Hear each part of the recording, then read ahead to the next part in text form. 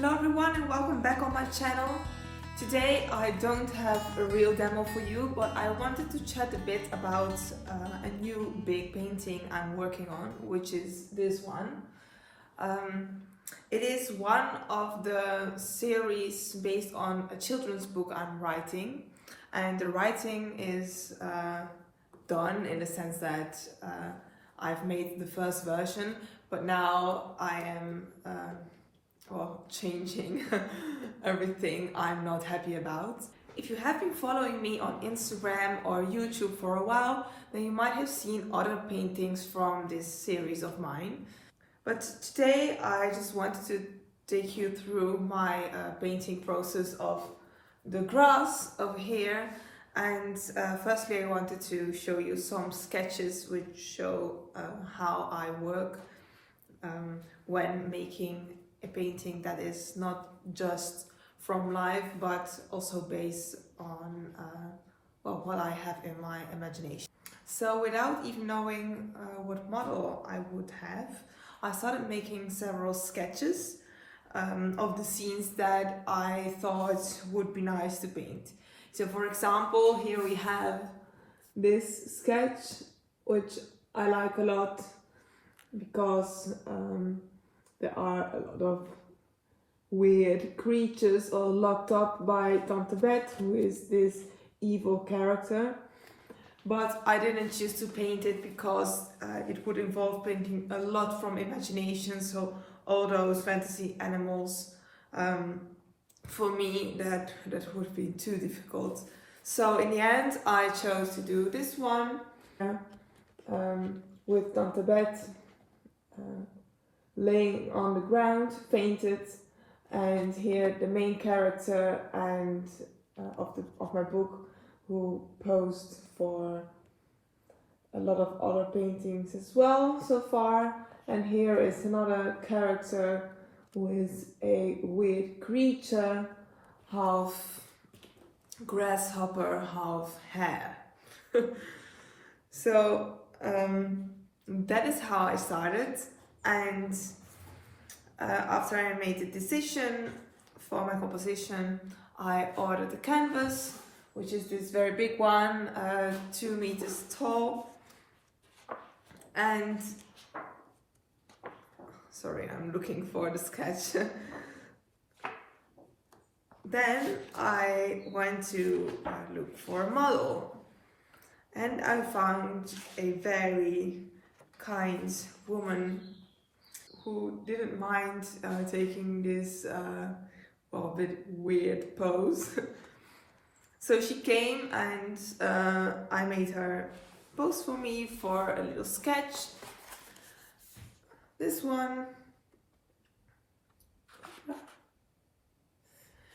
And also for a few others, because I thought that maybe I would change my mind about this composition, and then it would be nice to have some more sketches of her for more ideas. So this is my my evil character. And another one.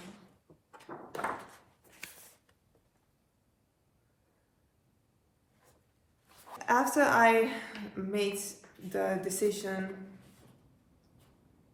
to choose this composition, I made a color sketch, and usually I do that only for very big paintings, and I do it in oils. But since I was a bit lazy and I didn't want to have to clean my brushes at the end of the day, this time I did something else. I used soft pastels. So this was my color sketch, and I decided that my evil character would have to lay on grass because the story is in the woods. Of course there would have to be more than only grass, maybe some fallen leaves because it is autumn, but I didn't include that in this sketch yet. So here I was happy with the result. and it made me decide what color she would have to wear and what color my other model would have to wear, and also that the shoes of this character, which were black, would have to be blue in the final painting. So all these little things I prepared for in advance. And I can't show you the entire painting process because it would involve recording so much. It is very big, so it takes a very long time to finish a painting like this. But for today, I thought it would be nice to show you what a studio day is like. And on this particular studio day, I painted this whole part. And it was a challenge because it is mainly done from imagination, and of course my model was posing for me here on an air mattress, and the light is, well, it is daylight, but it is different than if she would have been in the woods on the ground, and if she would have had all this grass under her, then that would have reflected on her legs as well. So those things are difficult to do when you don't have a reference to work from. But yeah, it isn't finished, but I'm getting there, I think. I hope. So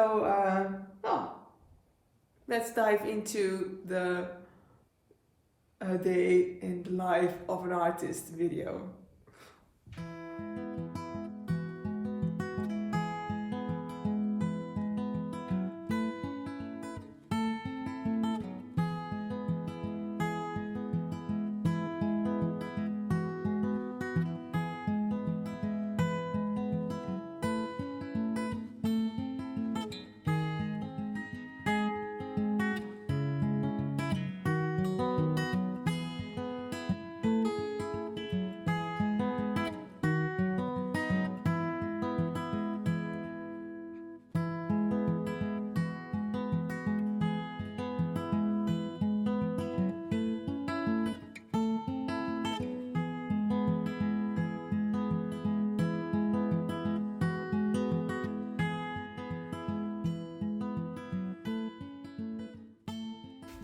What you just saw was the painting session done on day 1, so on another day, not today.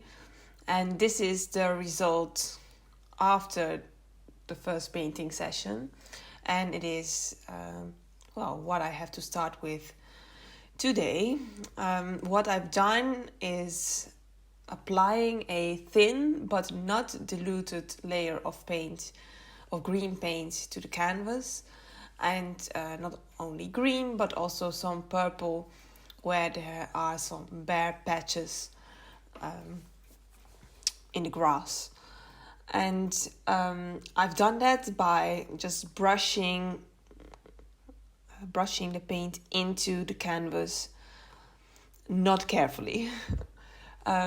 So today the layer is dried, and I have to find out, it is a kind of experiment, how to paint a suggestion of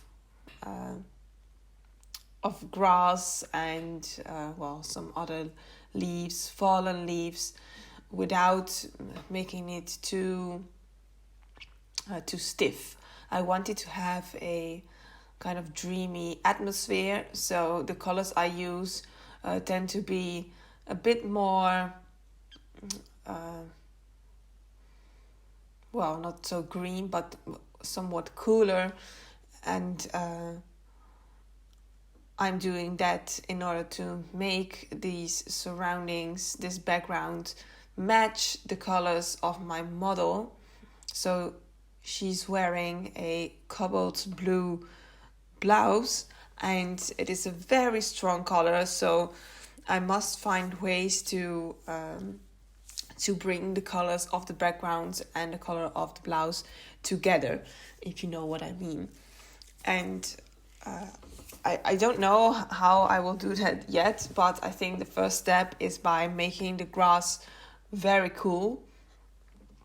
And I'm just kind of dry brushing over the first background layer, which was a bit of a warm dark green, and I'm placing some cooler colors in the second layer, but also some fresh green.